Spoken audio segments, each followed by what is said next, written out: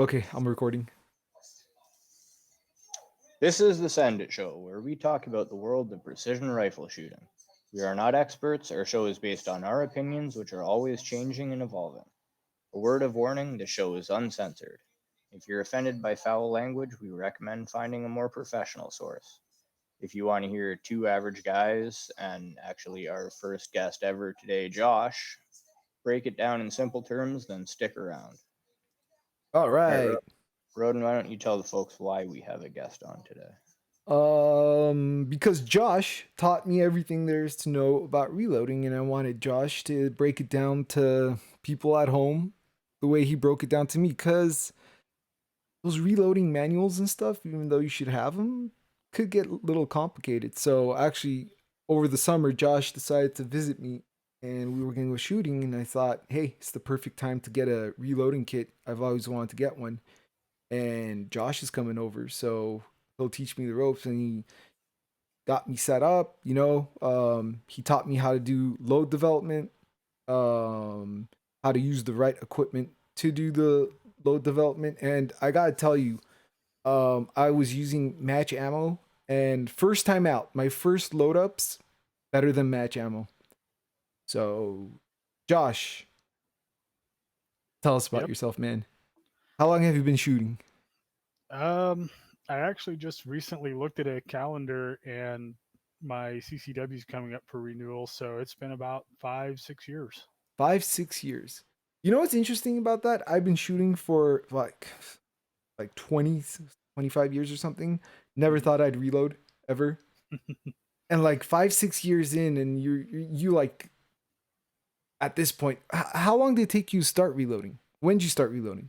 Hold on. um, I got a question before that kind of leads into it. okay. Okay. You've been shooting for 5 years.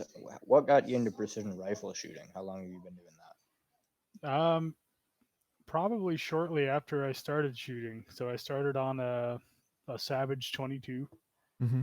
and moved my way up into the centerfire cartridges and realized that reloading was out there, it was available, it was something I could do, and it's been kind of down that rabbit hole ever since. that? So you just went shooting, precision shooting, reloading. Not a whole lot of lag. More the other way. I went shooting, reloading, and then precision shooting, and then Uh, precision Uh, reloading. what were you really reloading for before precision shooting? The first thing I reloaded was 223. Oh, Yep. like on a precision level or on like a mass No, level? Okay. no, just to kind of get my feet wet, I started reloading 223 for my AR that I had built. I've never actually purchased an AR, and I figured, well, if I built my own rifle, I can build my own ammo. Man, the balls on Josh. First time, because the first time out, remember, I was like, I don't know, man. Like, gonna pull this trigger, and he's like, nah. He even offered to pull the trigger on the first one, like just to show me. I'm like, nah. If anyone's gonna die, it'll be me. This is on my own I doing. will say that that first time that I put a hand loaded round into my home built AR, Oh it, it was a little nerve wracking. yeah, I'll say that, but it went off fine and been addicted ever since. you guys never shoulder fired potato cannons, have you? No. That's a um, story for another day. yeah.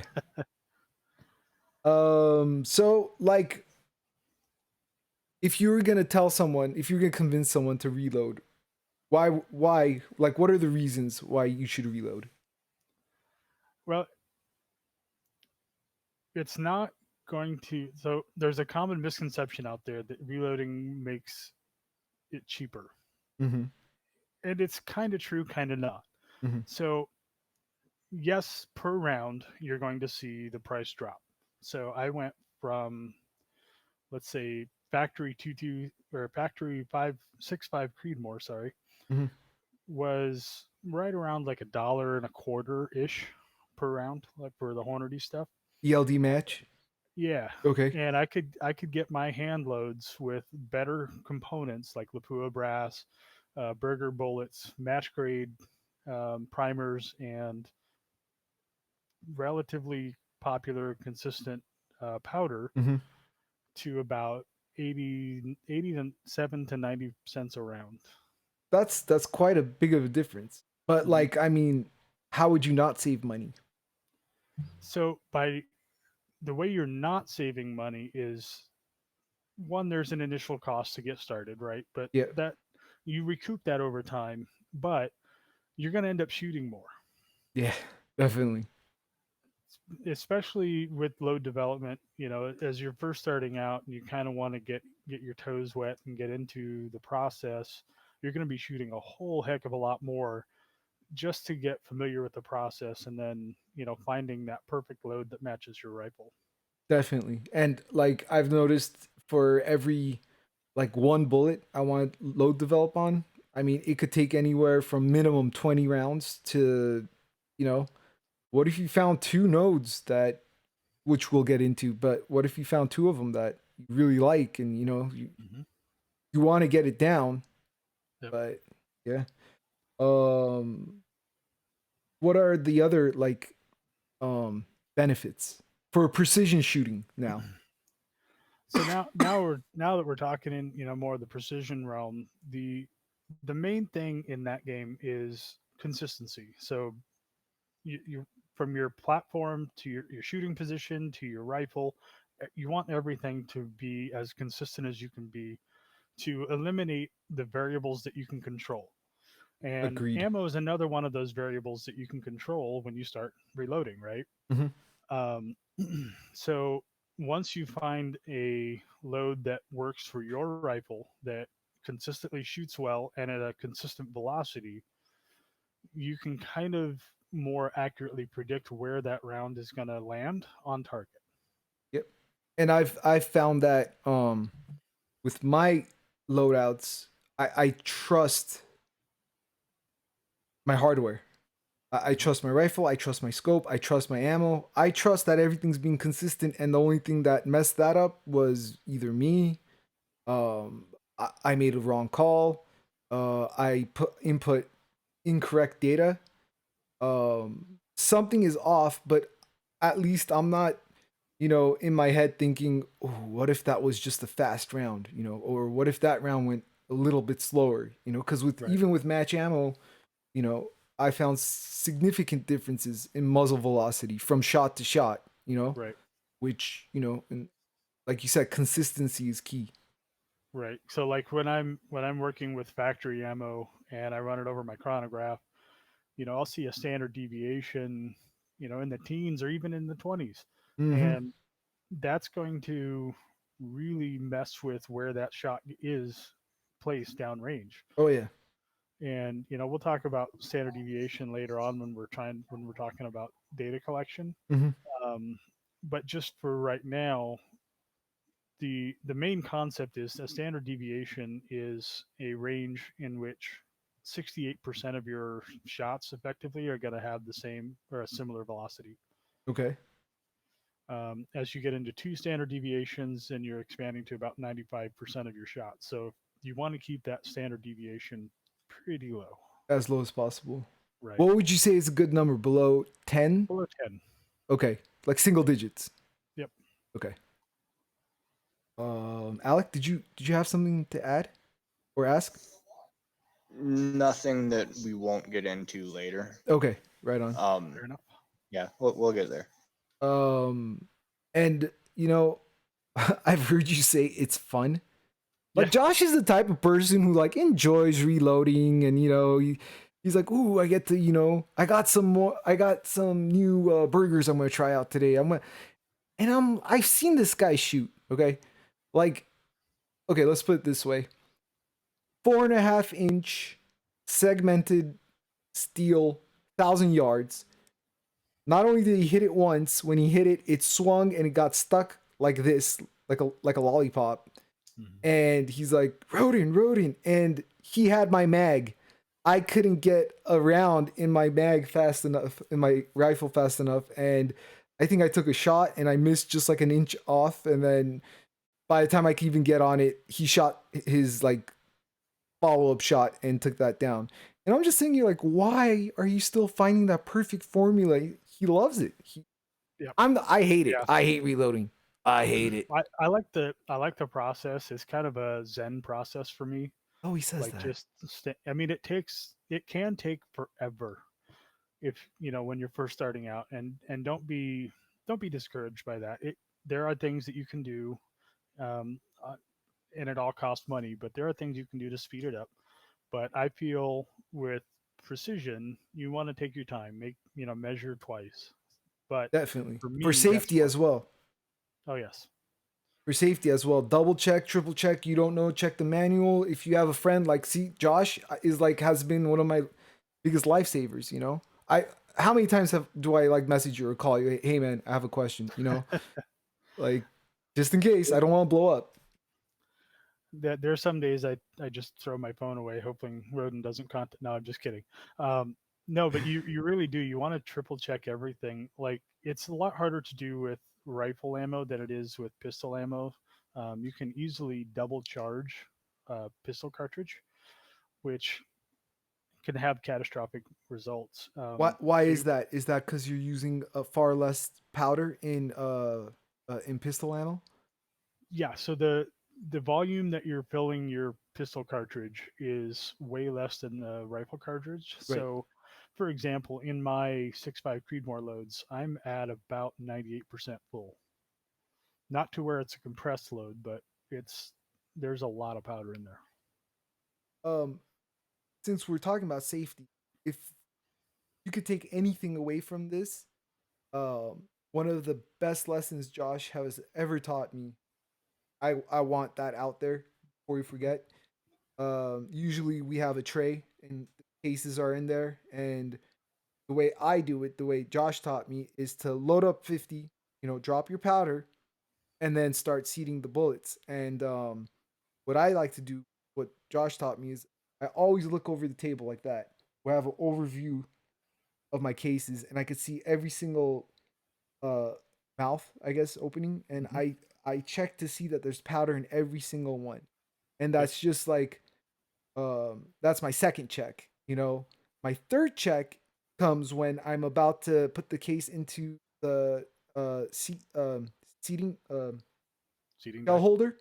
Yep. Yeah. And before I do, again, I take a look, make sure that there's powder in there. Hmm. Then, so checking is really good. Always reload when, you're not tired, especially in the beginning. Focus. Hmm. Like when I do sizing and stuff, I don't mind like hanging out with you or Alec or something. It's not a big deal if I'm trimming and stuff. But Right. I think when it comes down to like priming, dropping powder, Hmm. that's around the time where I'm like, nope, I need to concentrate. Yeah. The other thing that can happen is if you aren't checking the case to make sure that you have powder in there. If you put no powder in there, there's enough energy in that primer to actually start that bullet down the chamber and into the bore, Yep. and you'll have it's called a squib load. Um, if you're not paying attention when you're shooting and you shoot another full load behind that, well, that can that can have catastrophic and even fatal Of consequences. course. And especially if you're running a semi-auto, because Yep. the, I mean, it might not cycle, but whatever the case may be, you might be going fast and misfire or something, and you rack that charging handle or run your bolt and pop another one, and it could be really bad. Yep. I'm glad Josh explained the squib loads. That was going to be my next question, but I'm starting to wonder why I'm even here. I don't know why Josh, I'm here. Josh has got this, man. Oh, dude, he's got it down. And no, and the way Josh explains it is in layman's terms, and he makes it simple. He makes it easy. Well, I don't know if I could have just done it on my own. Yeah. I guess, well, like, what about equipment? Like, if someone's starting out, they've already spent all this money on their rifle, their scope, their Hmm. mounts. I mean, God knows what else comes along with it. And now, they've gone to range and they've gotten it down, but for some reason, their consistency isn't there, and they've decided, hey, you know what? There's the next step is to reload. Right. What what would you say about equipment? Well, the very first thing that I would recommend somebody pick up is a reloading manual. Okay. In the beginning of just about every reloading manual is going to be the entire process laid out step by step. Um, and if that's still something you want to pursue after reading that, and then I would recommend buying everything else. But if you read through that and decide, whoa, that's a lot, I don't know that I want to take that much responsibility, you haven't sunk any money into it beyond that book. So that's where That's I would good. start recommending. Good advice. Um, my favorite is I like the Burger book. I Okay. like the Hornady book.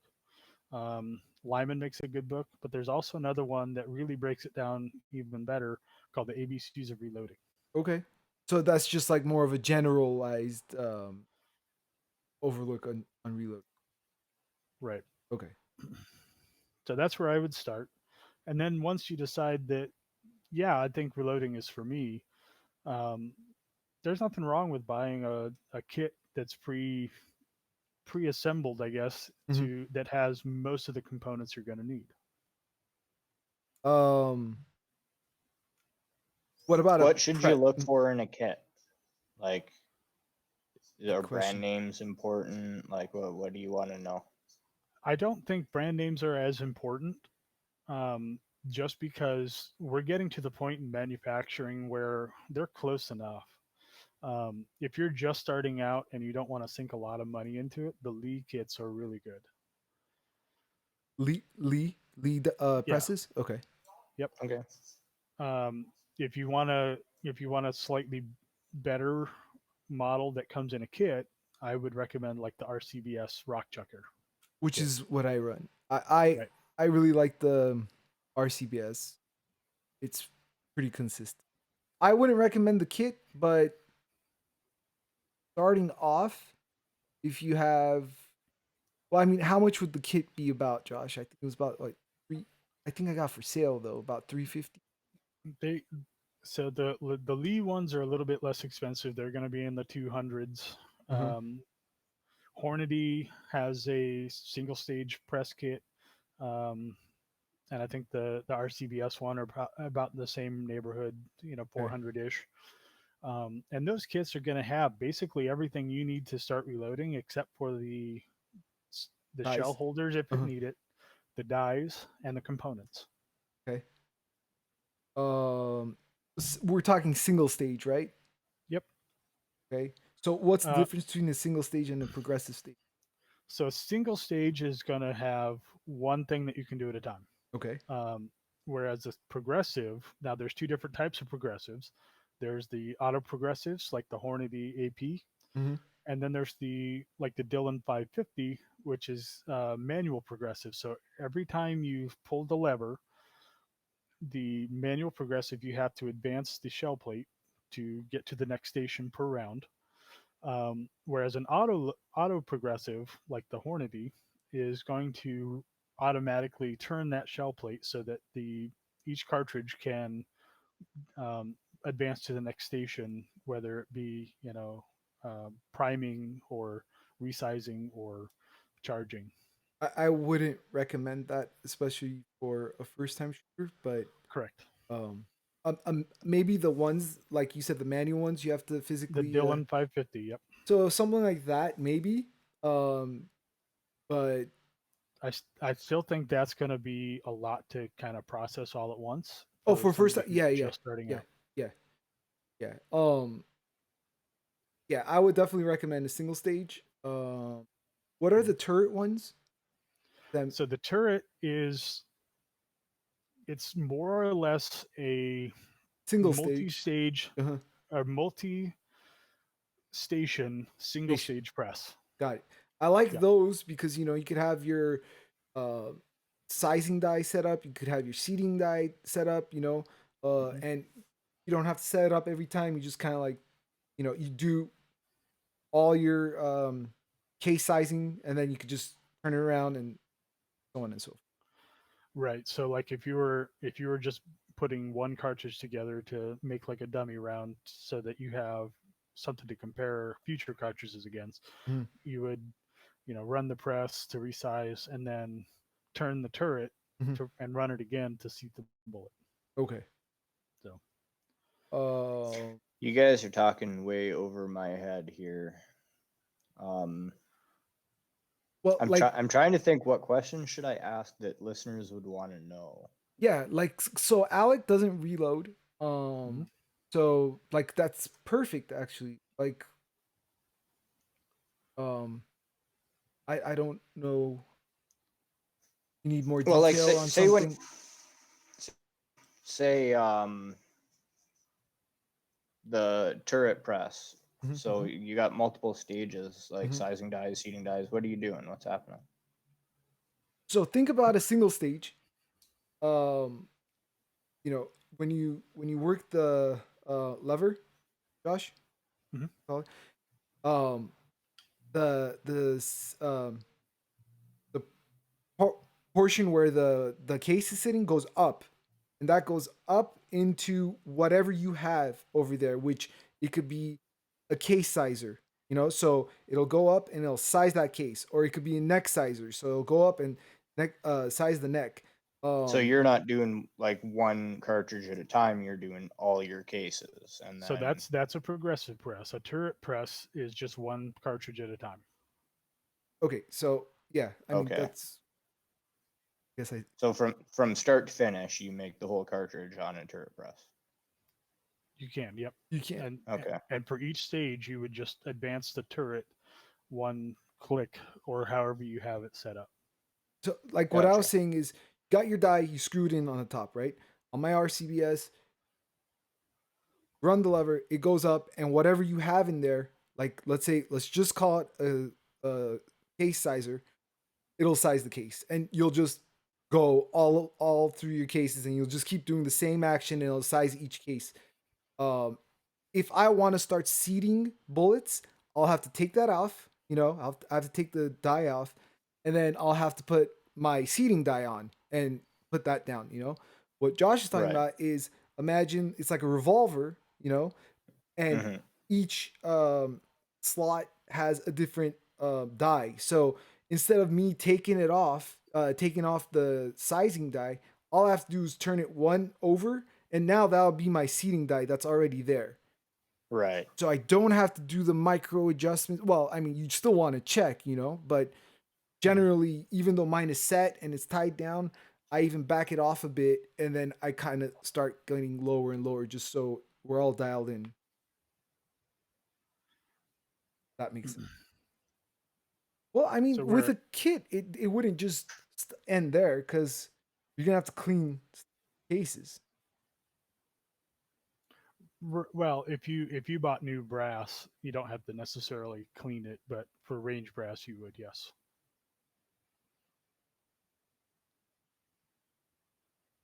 Well, there's in the kit you gotta get the primer seeder, I guess. So you're also gonna have to decap, which is removing the primers, but then before you start dropping powder after you've done your sizing and all, prime that case, fresh primer. Right. So, well, with a kit, they're kind of expecting you to start with all new materials. So they don't have, but I will say and we can talk about dyes now if we can move into that. Yeah. There's a few different kinds of dyes. So in the precision rifle, you're generally going to see a three die set. For example, the one that I use for 6.5 Creedmoor now is the Redding S type, and it's got a full length sizer, it's got a neck sizer, and it's got a seating die. So what the full length sizer does is two things. One, it has a stem that goes down the middle that has a decapping pin, so that if you're using range brass, it'll pop the old primer out. But the other thing it does is it takes the case and kind of squeezes on the sides of it so that it's back to within Sammy's spec, and that's all that one does. So that one doesn't touch the neck at all. Okay.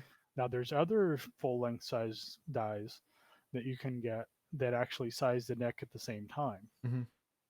and I think that's what you have. That's what I have. I have my kit. My die set came with what you just described, and also just a neck size, so the opposite of what you said. So it doesn't touch the side of the case, the body of the case. All it does is size the neck. Right. Yep, that's the one. The second one that I have is just an exciser. Yes. So when you're looking to, so Do you want to the other explain thing that fire mine, forming? Like, why would someone just do the neck versus why would someone want to do full case? so full length sizing serves two purposes. If the like you were saying, if you fire form your brass to get the most precision, a lot of times people will um, match match shooters and competition shooters will leave the brass the same diameter as their chamber, Okay, which is fire um, forming. which is initially when you get new brass you want to do like an initial firing that's not quite full velocity, Hmm. um, to expand the brass to fit your chamber. Okay. So when you shoot that round, what happens is the brass expands, right, and kind of shrinks, and It'll it shrink a little forms. bit. Yep. Yeah, and basically that's like taking kind of like a mold of your chamber, Hmm. like because it's only going to expand as big as your chamber. So Right. okay, And then as the brass cools a little bit, it shrinks back a little bit so that you can extract it. okay, And then when you're in that level of competition, you in order to seat that bullet again, because the case neck has expanded to a point where it can release the bullet. But if you try to put another bullet in there, it's just going to fall right through. So you have to take that neck and put it back to a diameter that'll actually hold that bullet in place with friction. okay, and that's neck sizing. And so the dies are literally just squeezing the brass to that size again. Right. Yes. And in the case of a neck sizer, only on the neck. In the case of Gotcha. a yeah. So like Alec, mine the way I do it is full length. So it does the body, the neck, and also the shoulders. Yes, right, Josh? Mhm. Okay. So I guess So why before I the do the full next length. one, oh Mhm. sorry, No, no. I was Oh, just gonna say the other reason you want a full length size is if you're using semi-auto.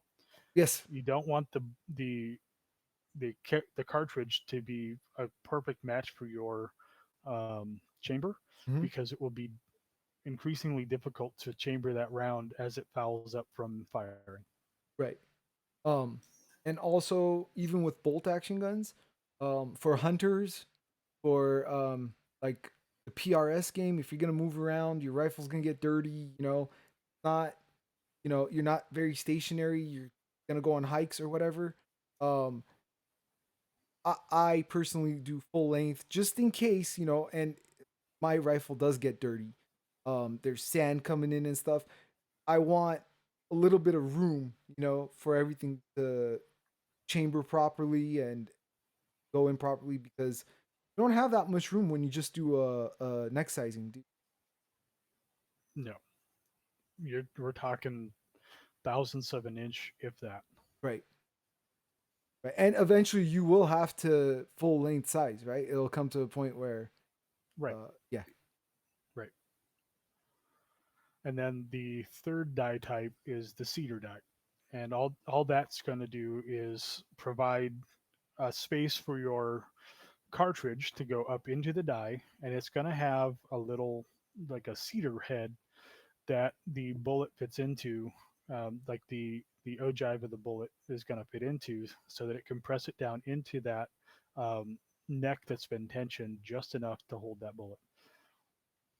And like mine, for instance, I know yours does, but do most of them have micrometers on top? No. No, okay. So I like that feature where you could get it down. Now we make micro adjustments on the die itself, so we could Mhm. bring that lower or higher and just get the right seating depth. Right. Uh, Yeah, that comes in quite a bit handy, especially if you're working with the precision load and you're trying to figure out how far off the lands or how it allows you to more accurately move the bullet up or down depending on how far out you'd like to seat it. We're gonna have to get you on for episode 2 for advanced reloading to talk about seating depths, lands, Mm-hmm.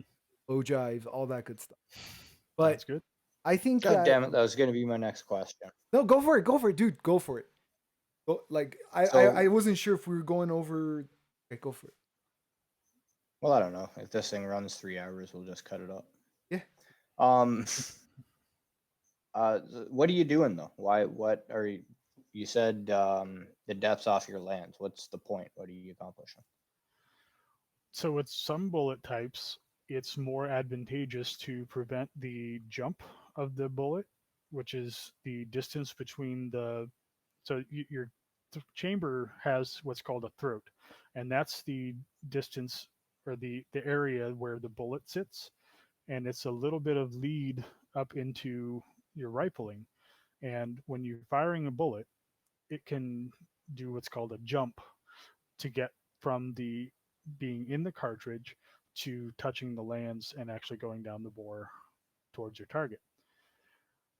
Now, in precision rifle shooting, that presents an opportunity for the bullet to kind of get off kilter and not come out of the bore or not come out of the muzzle spinning concentrically. This- So it this can has to do with- introduce wobble. It has to do with like the truing of actions and all that stuff too. You want that bullet to sit perfectly. Now you're speaking my language. Yeah. Yeah. So Okay, that makes if sense. the nose of the bullet is at any point off center, it's going to introduce some wobble as it's imparting spin from the rifle. Do that number and then, I mean that's very exaggerated, but it'll go kind of sideways and then just kind of get into that ramp where Mhm. why? If you could prevent So it. it's desirable then to minimize the distance the bullet travels before it engages the rifle. It depends. It It depends. depends on the bullet, depends on the rifle, and depends Yeah. on the distance. Yeah, I've noticed that a lot with some So of the, Mhm. how do you know? Trial and error? Yeah, Yep. you find out. Fantastic. Yeah. Precision It's so guesswork. fun. It's so fun. Oh. So there's some bullets that try to alleviate that. Like for example, the Burger hybrids. They have an ogive that's designed to withstand that jump regardless of how far it is. There's other bullets such as the Burger BLDs that are very jump sensitive.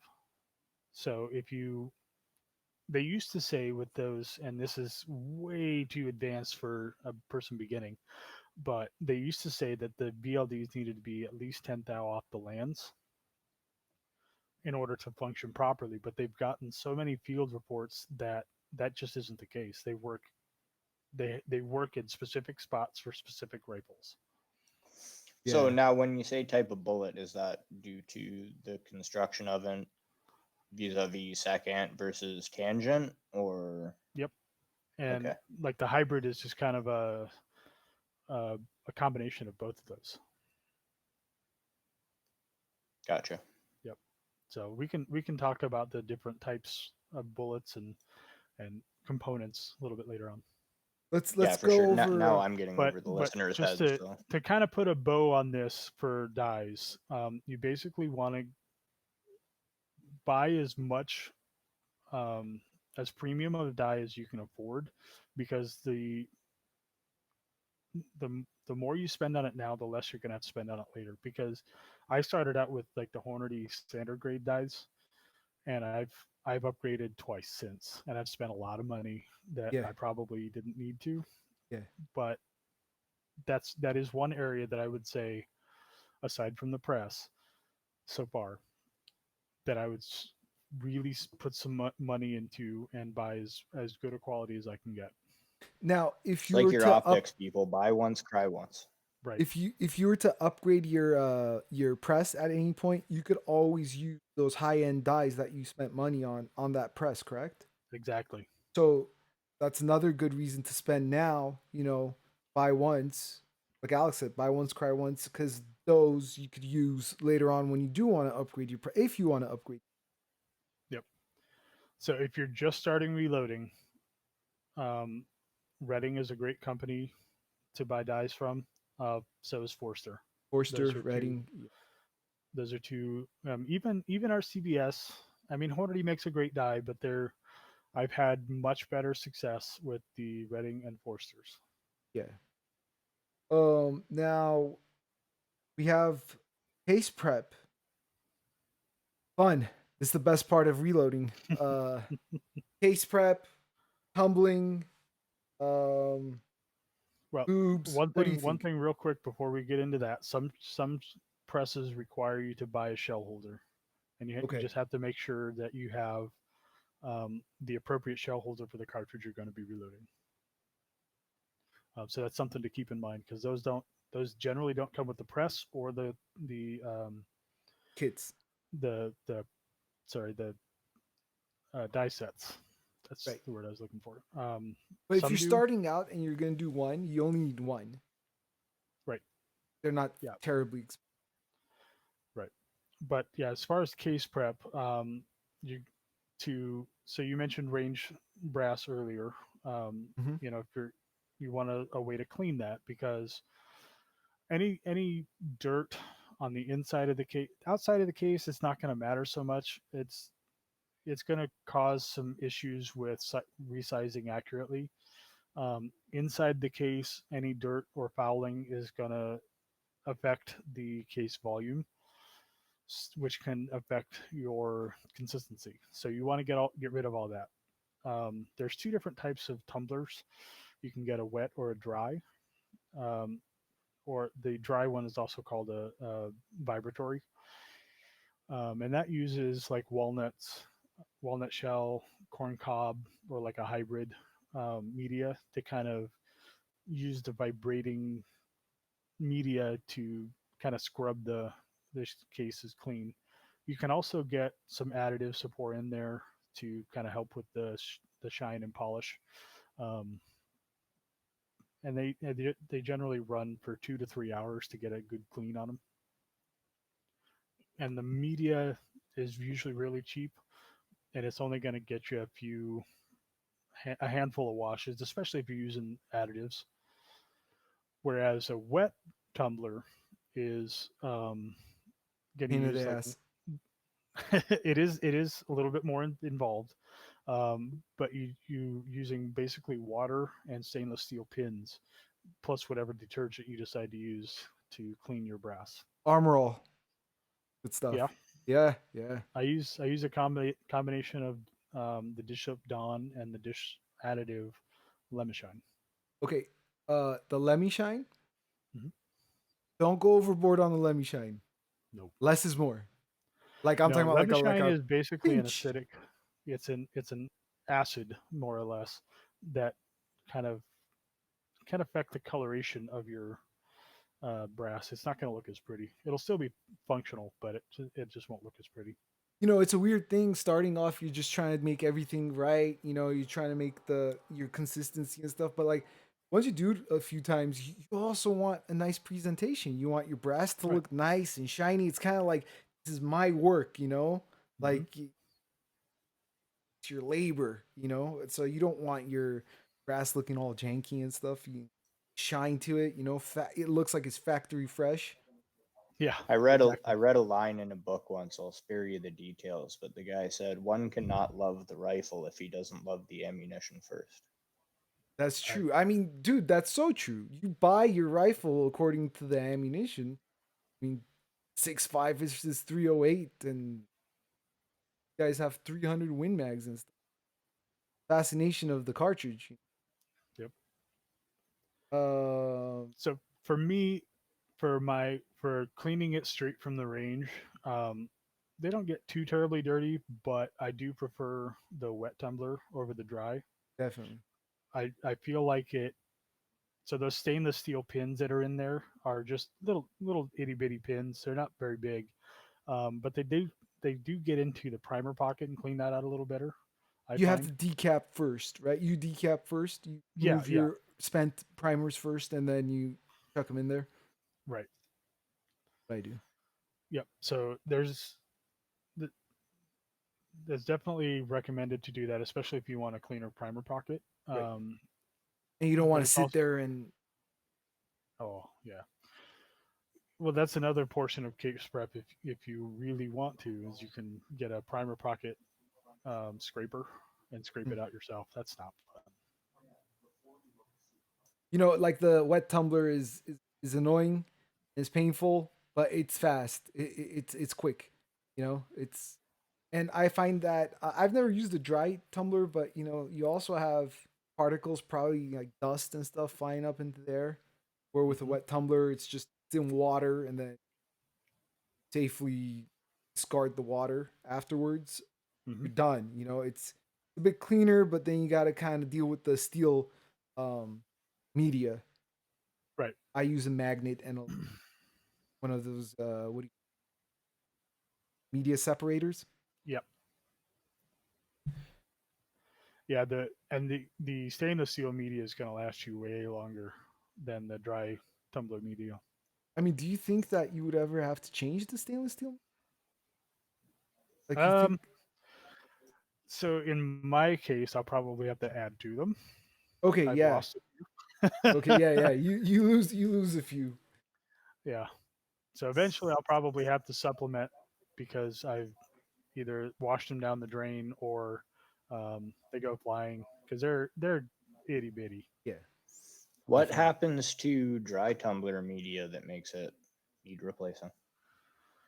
So the dry tumbler, because there's no water to kind of carry away the dirt and the carbon, it kind of sticks to the dry media and just kind of gunks it up so that it doesn't clean as effectively. So it takes longer and longer and longer to No, so actually get clean. you're kind of like reducing its abrasiveness. Exactly. Exactly. And it's just, especially if you're using like an additive, um, it's gonna drastically cut down on the life of the media.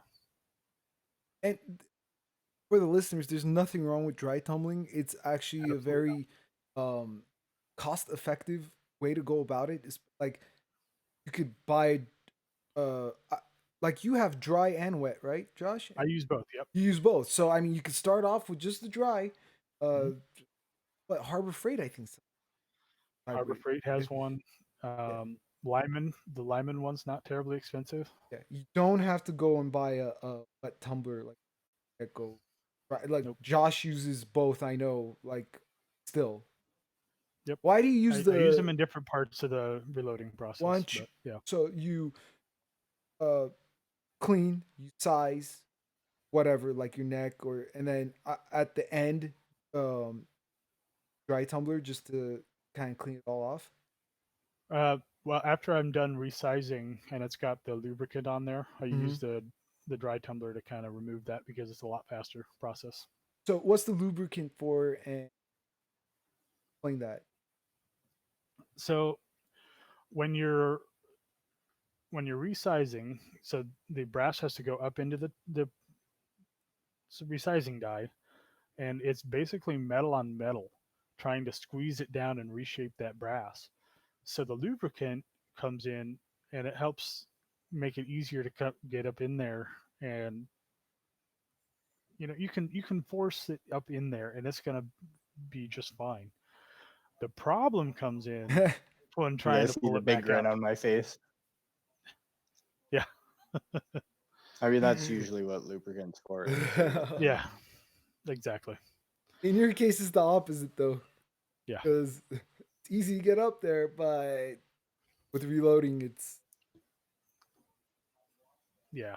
no, that's not a problem I'm familiar with. uh, Carry on. But if you do get the brass stuck up in the resizer, there's tools that you can get to remove that, and like a it's not drill. pretty. That is definitely one of them. Yeah, yeah.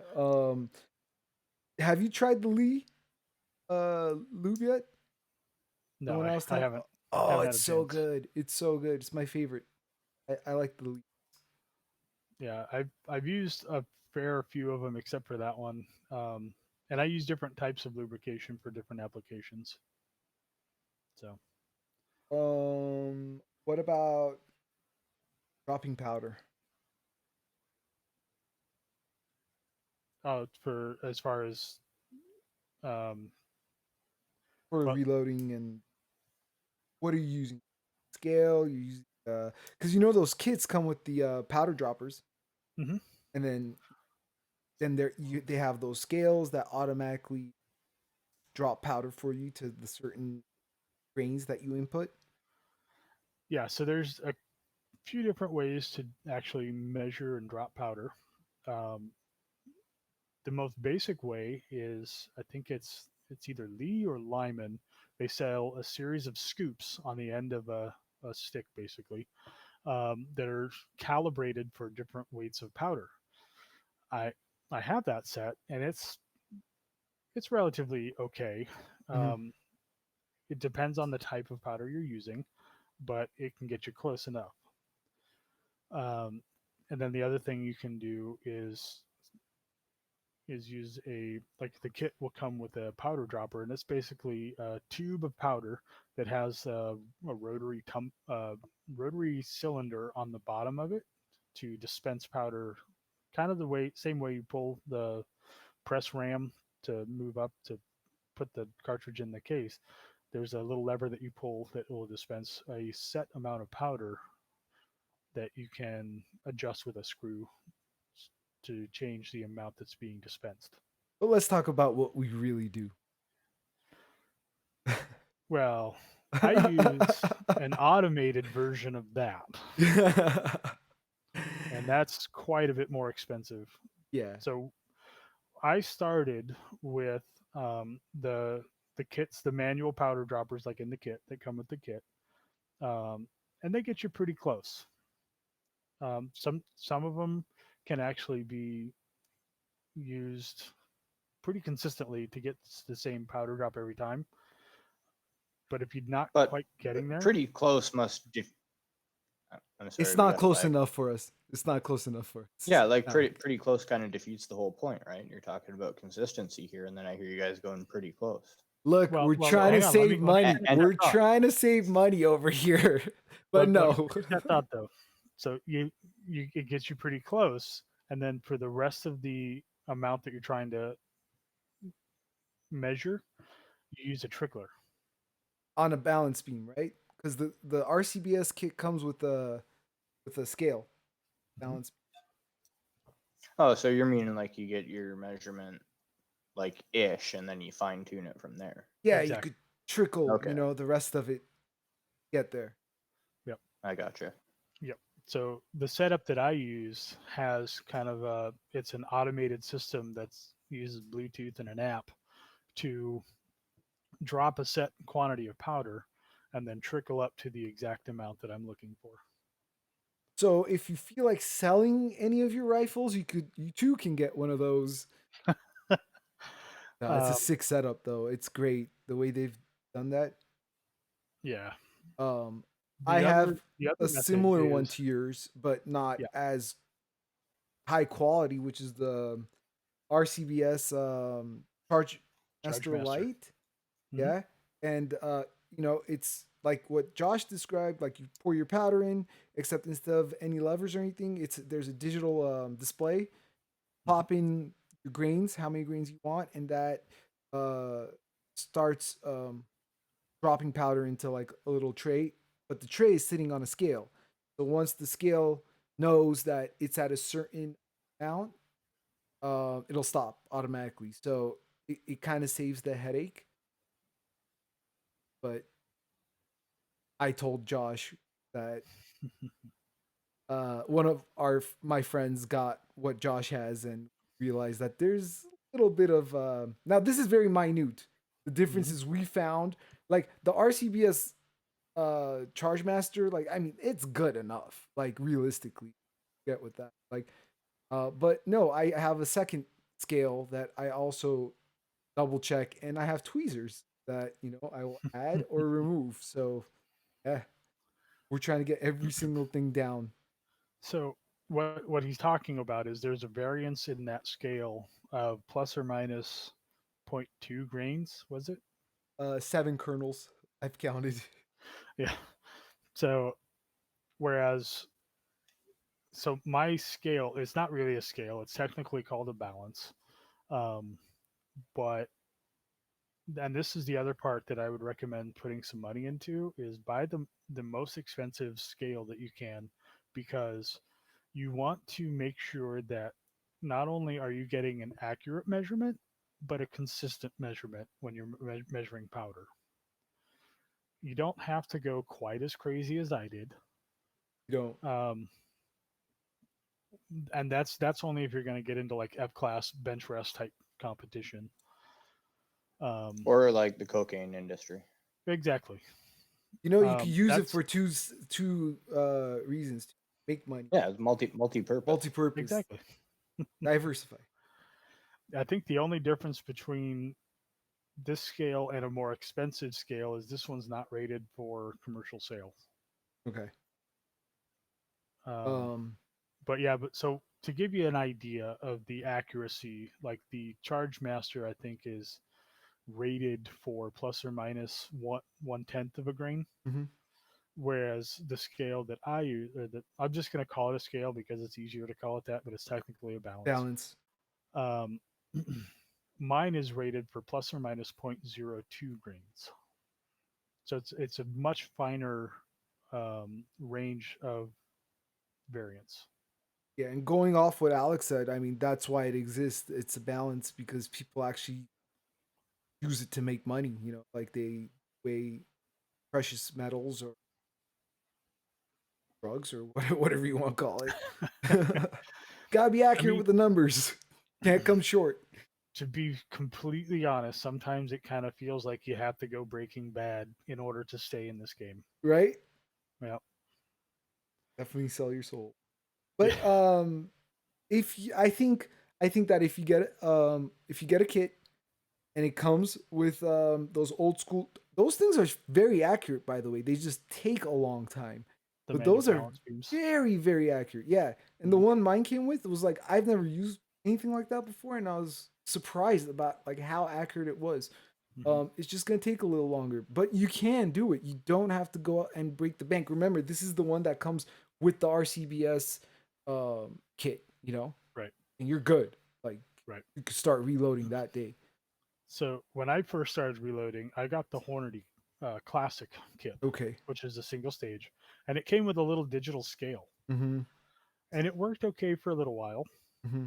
And after some time, I don't know if I changed the battery, I changed, I kept calibrating it, but from load to load, it was always different. That's no good. So if you're gonna get a digital scale, I can't just get one. Right. Yeah. If Honestly, even the ones that are made by like manufacturers, I've seen the Chinese versions of it that are like $50 less. You know, it's just a name on it. It's if you're gonna buy a digital scale, Tamita. That's what I yeah. have. Tamita is a good one. Yeah. It's a Japanese. So the last bit of equipment that I would recommend is getting a good quality chronograph. Okay. What do you use? So I use the MagnetoSpeed version 3. Okay. It's a bayonet style that hangs off the end of your barrel, and you can get different attachments so it's not on your barrel, which I highly recommend. Yes, you But don't want it um, on your. but it uses magnetic fields to determine the muzzle velocity of your um, projectile coming out of the muzzle at the muzzle.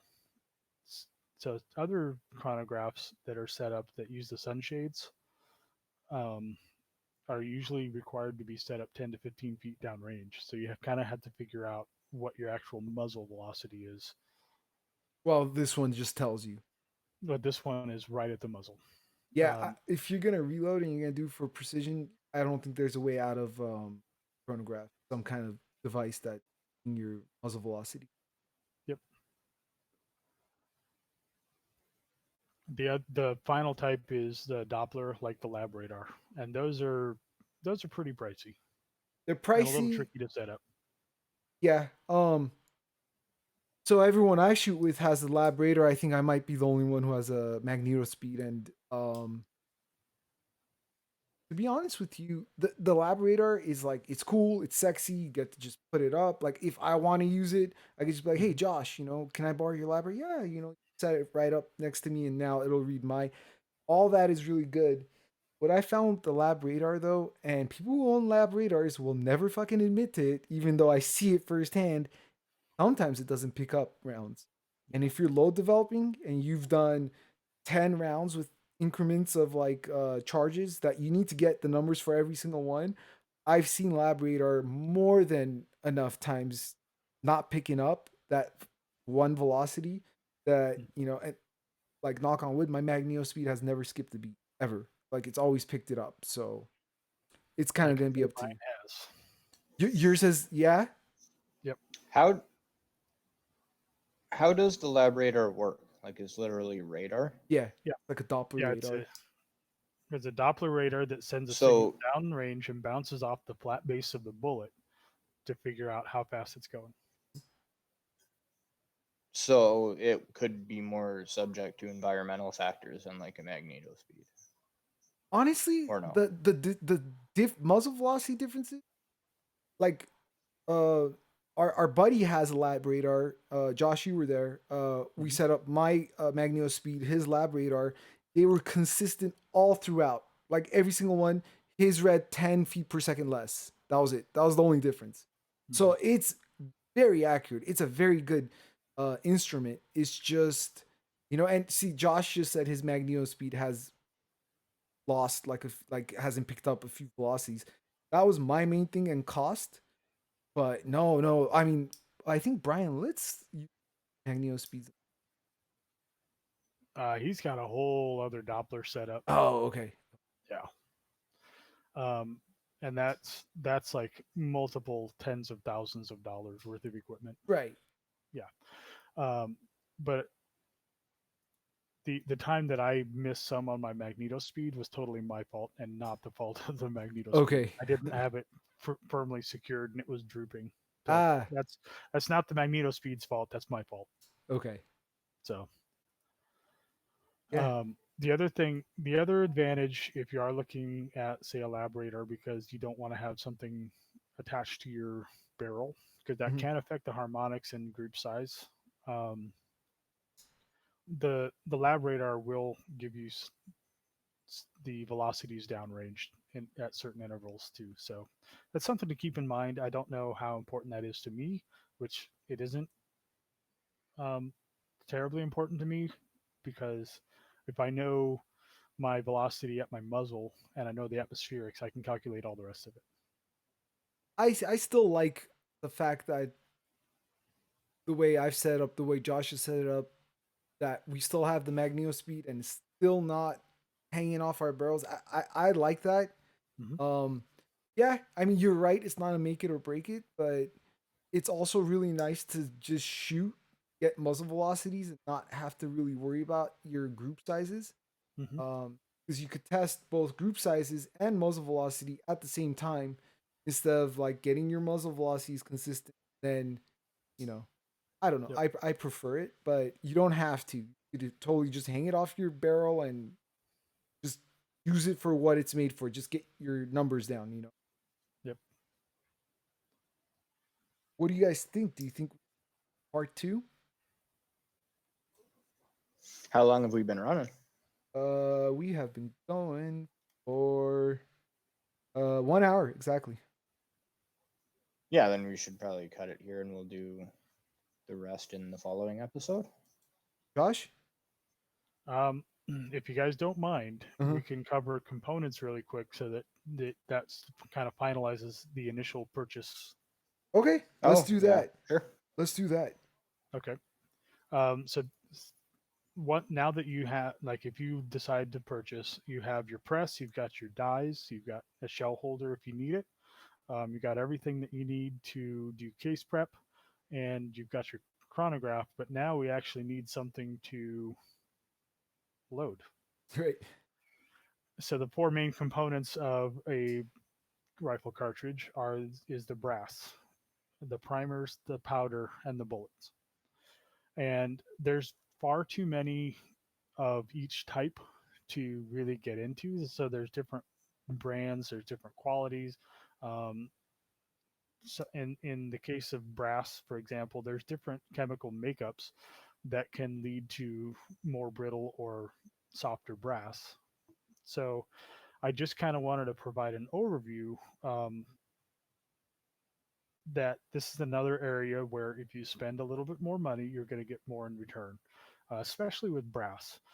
So brass can be reused as as many times as it's safe, and by that I mean what and it becomes unsafe when you start seeing cracks, or sometimes you see what's called case head separation, where the case head of the will start separating from the body of the brass. That's always fun.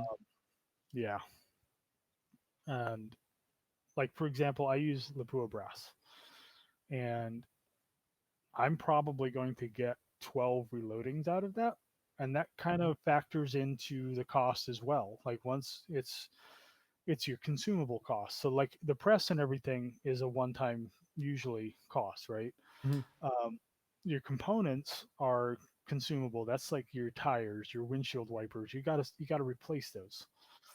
Because I don't. No matter how many times you try, you can't reuse powder or bullets Nope. or primers, but you can reuse brass. And so that's going to drive your per cartridge cost down the more you can reuse that brass. That's a good point. So would you say the more you spend on brass up front, the more likely you'll have to get more life out of it? Exactly. The more you'll be able to use it. And so, like for example, Um, my Lapua brass is 100 for 100 rounds. I paid $100, so it's about $1 a piece. But if I can get 10 reloadings out of that, you can effectively call that 10 cents a round. Alec, right. I think we have lag. Kinda, but I'm not even sure how to phrase what I was gonna ask. Okay. Josh? The other thing, primers are not a big concern, but definitely try out a few different kinds, because you'll find certain ones that are more consistent than others. Um, just go with a good quality primer manufacturer like CCI, Federal, Wolf. Um, Powder, you're going to have to do some experimentation there to find a good, consistent powder for your load that your rifle likes. And bullets, you'll just have to try a whole bunch to find out, what you're trying to accomplish with that bullet. So, like if you're using a hunting bullet, you need something different than a competition bullet. Right. Or if you're just doing target practice, you want maybe something a little bit cheaper. Yeah. Okay, so here's where I do have questions. Okay. Primers, I've seen like large rifle, Magnum. Like, is there small rifle? Mm-hmm. Am I Mhm. talking out my ass here? I think there's 3. So is that like? So is that based on the size of your primer pocket, Yep. or what's Yeah. happening? But like for instance, Josh has Lapua brass, right? I have Hornady brass. We both shoot 6.5 Creedmoor, use different primer sizes. Josh, do you want to go into that real quick? Sure. So I couldn't tell you the actual dimensions, but there's small and large rifle primer, and then there's one additional category of large rifle primer called large rifle magnum. Now, large rifle magnum is what like the 300 Win Mags and those kind of belted magnums are going to use. Um, Basically, because of the volume of powder, um, there's more energy to expend in that primer than say like a standard large rifle. And then the small rifle is going to be for your smaller cases typically. Um, I guess there is a small rifle Magnum too, which is what I use in my Lapua brass. But it's basically more energy to get a more consistent burn out of the powder. Does that kind of So if you've got like large size pockets, you could fit either large rifle or the Magnum, right? No. you can? It's just the Magnum might be too energetic for certain, like for a 308 is going to be too energetic. And you're not going to want to use that.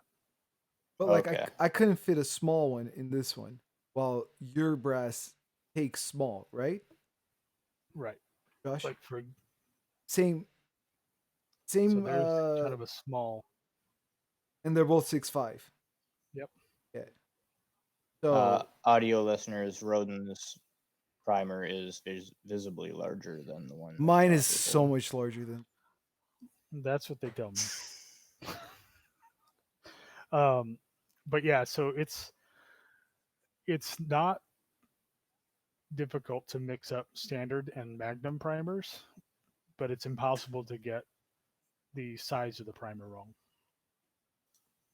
Okay, so know what you need and what you're loading for, and Right. do it accordingly. And the loading manuals will kind of help guide you with that. It'll usually in most loading manuals, there's going to be a description of the round of the cartridge at the start of that section.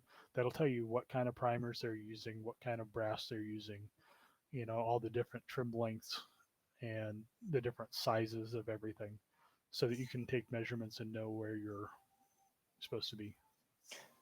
So powders then, similar question. There's some powders that are more suited for Magnum than other rifles. Like you're not going in blind, right? Like you can have some idea what you should be Right. looking for.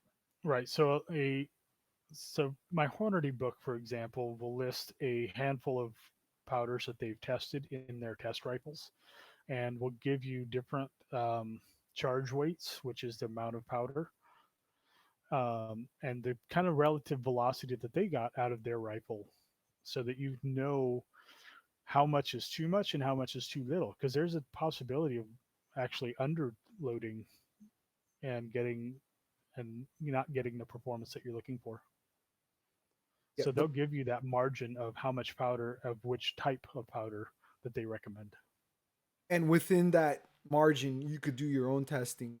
Mm-hmm. Oh, look, if I put a little more, I'll get more velocity. But according to the book, you wanna be safe with it.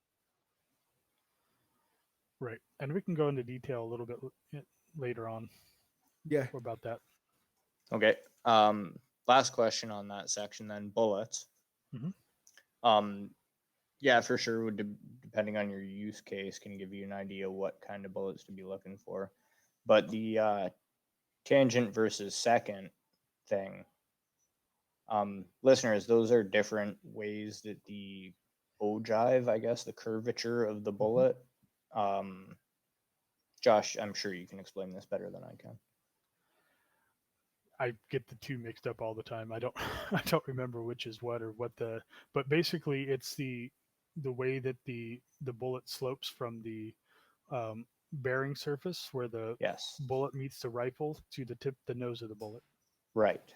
So,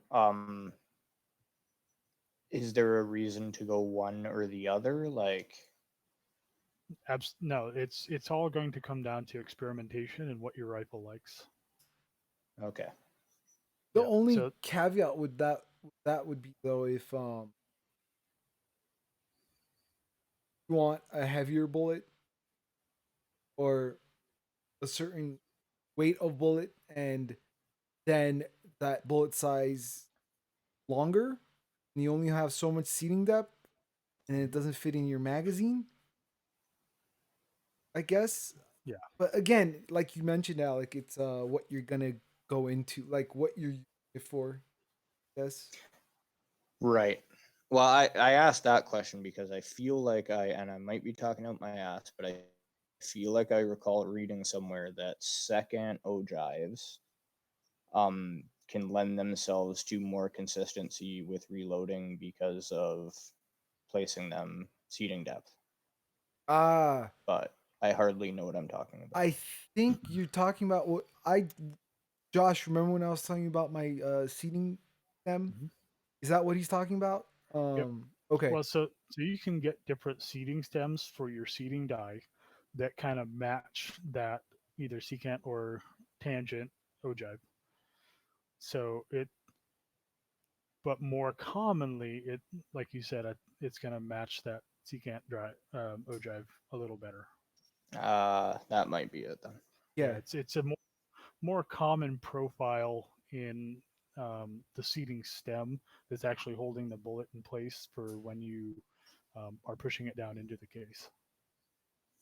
Yeah, Gotcha. I load I generally load both tail hollow points, but when I'm doing loadouts for the ELDM now, and I was having consistency issues with the depth, the seating depth, because the seating die, I guess the mouth opening of it had to be a little smaller. Is that right, Josh?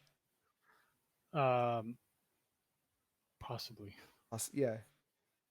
So it you want the seating stem to mate up with the bullet so that there's no wiggle. Right. That's another good test to do. Kind of like, I mean, the stem, and Mhm. it sits nice and proper, and there's like no wiggle. Yep. That also has to do with manufacturer. Hmm. They're not consistent with their bullets. Then Yep. So uh that was all I had for the initial purchase. okay, so basically it's expensive. Yes. Initially, it's going to be a little bit of an expense. And by a little, I mean a lot. Can we just, before we end it, can we just go over the bare minimum, because I think we threw a lot in it. Yep. I don't want to discourage people from reloading, because I found that it was probably one of the most important steps I had to take. Yep. I really, really would like people to get into reloading. And by the way, if you're listening right now, it's March 28th, 2020, and COVID-19. So we're all like pretty much detained, Fuck and off. it's not a bad time to, like, have a reloading press, because the man ammo is, well, at this point, is gone. It's like flying off the shelf. If you reload, you know you have your brass and you have some components, and hey, you might be able to find components now, because not a Yep. bad thing to have at all. Um, Pistols, rifles, whatever you want. So I don't want to discourage anyone, but realistically, so a kit, right? Yep. The kit comes with the press, a scale, um, the powder dropper, It's going to have um, a case tray. the case tray. It's gonna have a primer. What do you call it? Primer cedar. Primer cedar. Hmm. Okay, so that's like, let's just call that 350. Okay, so you got Yep. all that right. Now you need to get um Your uh dies. so you need, let's say, two, right? Bare minimum. A 2 die set. Yeah, Yep. could work with that. Bare minimum. Bare minimum. Full length. That's what I use. I use a Hmm. full length, and I use a seating. Di- So what would you say? Like about $70, $80? Yep. Yeah, Yep. for like a high end, And Right. then you're gonna need a tumbler, another $40. So, and let's see. I think that's about it. Like the chronograph and stuff. Yeah, I think it'd be good to have. I It think it's that necessary. it yeah it's not something you need to get started reloading. Um, but it definitely is something that you're going to need as you get further and further into the precision reloading. And when you have your numbers, when you have your muzzle velocity, like, all I do is punch in my muzzle velocity, and my device gets the environmentals and everything. I'm Yep. done. Yep. That's it. And I know it's gonna be consistent. That's what we're going for. If you have a consistent muzzle velocity, and you know it's gonna throw that every single time, you're Hmm. done. Hmm. Pop it in. You do your micro adjustments. Yeah, you're shooting 1,000 yards. Yeah, I will Um. say I started on a Caldwell chronograph, Mhm, which is the sunshade kind. mhm. I think it was not more than $100. It was Okay. pretty cheap, That and it worked just fine for me There for you to go. get started. That's awesome. Okay, that's a thing As to long as you don't consider. shoot it. Don't shoot it. Yeah. And just make sure that when you're setting it up, it's straight towards you. Mhm. Um, like the lube's gonna last forever, but it's like I don't know. And most kits will come with it. Yeah. Okay. Yeah. True. True. So other than that, you're looking at brass. Just reload your brass for now. That's I still reload Hornady brass. Mhm. I have so much. Uh, two very good friends, Josh being one of them, have given me like a lifetime supply of 6.5 brass, and I Mhm. find no reason to switch because man, my loadouts are awesome. If you think you want to get into reloading, start saving your brass. Yeah, yeah. Save your brass. Um, and then Primers are cheap. primers. Okay, you get like 1,000 primers for like $30. Yep. Okay, and then your powder. Honestly, oh, one thing about powder, buy in a lot. So if you can, get like a keg. Yeah. So it's And that and Alec, for the reason you want to stay within the same manufacturing lot is again consistency. um, Right. and then your bullets. Because there could be lot to lot variations. Correct. For sure. For bullets, starting off, don't. But like I buy lots of bullets, Mhm. like because again, but you don't want to do that from the beginning because you probably want to figure out You what your rifle likes. right. You oddly enough, like when I was Okay, doing, here's a good question. How many bullets do you think you need to figure out if you want to keep going with it or not? Like, let's giving it a fair shot. I think one box like of 100 is more than enough. You'll figure it out for sure. Yeah. If you now let's say you work Okay. up a load with one recipe, like you have a specific your brass, you've got your primer, you've got your powder drop figured out, how much powder to put in there. Generally, that translates across the same weight of bullet, regardless of the shape it is, right? Um, and then you can start experimenting with bullets, the different bullet types. If you want the secant or the tangent, or if you want a polymer tip or an open tip match or boat tail or rebated boat tail, you can start experimenting at that point, and then you'll definitely figure out within a box of bullets, like 100, whether or not that bullet's going to work in your rifle.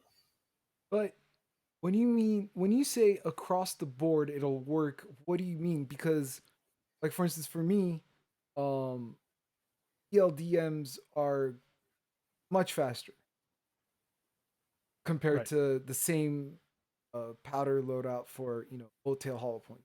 Do you mean safety wise? Mhm. Okay. Okay, the same. Well, Oh, so there's a reason that they're faster, and we I can thought get I into that thought he later. meant the green. I'm sorry, my lag is terrible right now. I'm gonna shut up. You guys go. No. Ask your question. Well, I thought that he meant if you have one bullet of 140 grains and a different bullet of 140 grains, then one recipe is gonna generally push those about the same. Within a certain variance, because so Rodin's example, between the Hornady open tip match and the Hornady ELD, there's the difference in jacket size, and that makes it a little bit slipperier. Like, cause I don't Gotcha. So want to so give it's going out to come out. numbers, Alec, right now, but we could go into that later. But um, about one whole grain less on the ELD is still pushing them as fast as I was on the Bowtail Hollow Point. Same bullet weight, 140 Mhm. grain. So that's what I. Huh. but but it's going to be a safe enough chamber pressure that you can experiment with different bullet types. Okay, yeah, Okay. yeah. So Cool. Okay, yeah. I think that was good. Start off like you guys can. This is probably your next step. Get everything else down. Get out there and shoot first. Shoot ammunition, factory ammunition. But when you start seeing that you're getting better than what your rifle is shooting, it's time to step up. I always thought it was me, but if your buddy has a chronograph or something like that, ask him to borrow it and see what your rifle is doing, and inconsistencies, even in top dollar match ammo, no one's gonna care like you do. Right. You're gonna put the time and effort into it, and the results speak for themselves. I'm a true. Yep. Definitely get a reloading book. All right, well, that's it for this week. We're gonna get Josh on next week if Josh you can't, and we'll continue with the process and stuff. Definitely. Sounds good. Alec, any last words?